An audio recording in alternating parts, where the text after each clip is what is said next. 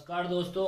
आज याद रखना एक और मैं नया टॉपिक लाया हूं जो आपको मैं बता रहा हूं है डू और डस। याद रखना क्या है डू और डस, इसलिए बता रहा हूं। याद रखना जो नेगेटिव सेंटेंस अपन बनाएंगे ना उसमें भी इसका यूज होना है।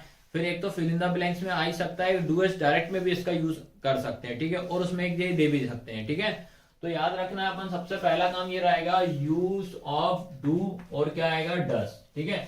सिंपल तरीके से समझते हैं कि यार इनका यूज कैसे करना है, कहाँ लगाना है। याद रखना सबसे पहला लिखा है डू, ठीक है। डू लिखा है, क्या लिखा है डू अपन को कहाँ कहाँ लगाना है। अगर सेंटेंस में, याद रखना अगर सेंटेंस में आई है, यू है, वी है, दे है, अगर आपका सेंटेंस अगर स्टार्टिंग इन लेटरों से होता है आई, यू, वी, दे, इन सभी से अगर स्टार्ट होता है उन जगह पे अपन को क्या लगाना है डू लगाना है, ठीक है।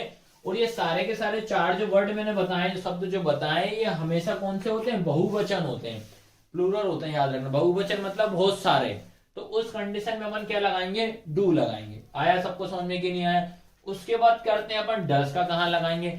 डस का यूज हमेशा याद रखना अगर आपके सेंटेंस में ही लिखा हुआ है, सी लिखा हुआ है, इट लिखा है, या किसी व्यक्ति का नाम लिखा है, किसी भी व्यक्ति का क्या हो नाम लिखा हो, तो उस कंडीशन में अपन क्या लगाएंगे डस लगाएंगे। क्या लगाएंगे डस। और डस का यूज हमेशा याद रखना एक वचन के लिए करेंगे, यानी कि सिंगुलर के लिए करेंगे, याद रखना, ठीक है। तो जहां भी अगर एक एक बंदे की बात करता है तो उस कंडीशन में अपन क्या लगाएंगे डस लगाएंगे, ठीक है। तो ये आपको याद रखना है कि डू ऐसे लगाना है, डस का यूज ऐसे करना है, ठीक है। अब उसके बाद जो सेंटेंस में कैसे इसका उपयोग करा जाता है वो मैं आपको बता रहा हूं।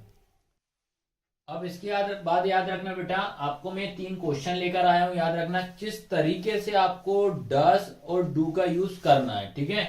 एक बार और मैं फिर से बता दे रहा हूं। आपको याद रखना है आपके सेंटेंस में डू का यूज याद रखना, आई दिख जाए तो डू लगा देना, यू दिख जाए तो डू लगा देना है, वी और दे, ये चारों वर्ड अगर दिख जाते हैं तो आपको क्या लगाना है डू लगाना है। उसके बाद डस में क्या बताया, ही, सी, इट और किसी व्यक्ति का नाम, तो उसमें क्या लगाओगे आप डस लगाओगे, ठीक है।